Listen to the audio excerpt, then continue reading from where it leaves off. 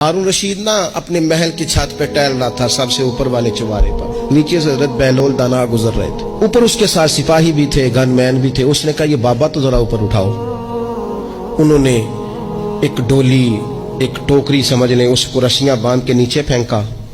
नीचे जो सिपाही थे उनको कहा कि ये बाबा जी को पकड़ के इसमें बिठाओ। उन्होंने जबरन थामा बाबा जी को, उसमें डाला। ऊपर वालों ने खींच लिया। 2-3 मिनट लगे।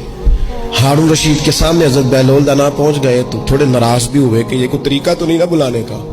मुलाकात हुई तो कहा क्यों बुलाया? कहने लगा एक मसला पूछना था। फरमाने लगे बादशाह है ना, तेरे मसले पूछने का भी अपना ही अंदाज है, पूछ मसला। कहने लगा बाबा पूछना था कि आप अल्लाह तक कैसे पहुंचे? हजरत बहलोल दाना चुप कर गए। 2-4 मिनट के बाद कहने लगे जिस तरह अभी जमीन से तेरे तक नहीं पहुंचा, बिल्कुल इसी तरह पहुंच गया और रब करीम की बारगाह तक। और वो भी जो उसने करम फरमाया है, वरना मैं तो नहीं समझता कि मैं पहुंच गया, वो भी अगर तेरी खुशगुमानी है।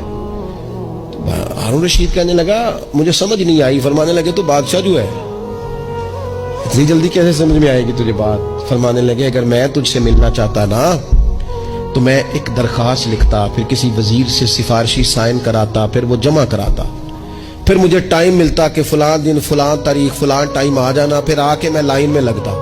फिर भी तू बादशाह है, तेरा मूड बनता मिलने का कि ना बनता। जब मैं चाहता तो पता नहीं कितना टाइम लग जाता, जब तूने चाहा है ना तो 1 मिनट भी नहीं लगा। फरमाने लगे मैंने दावा ही नहीं किया कि मैं जद्दोजहद करके पहुंचूंगा। मैंने तो रब की बारगाह में आजिज़ी की है, फिर रब ने ही करम फरमाया है, उसी ने मेहरबानी की है। माना कि मोहब्बत के सफर में हर गांव पे 100 मुश्किल है, लेकिन ये सफर आसान भी है। अगर साथ तुम्हारा हो जाए, उसके करम का साथ रहा है, उससे आफियत मांगी है, अपने आप को उसके सुपुर्द किया है तो उसने करम कर दिया।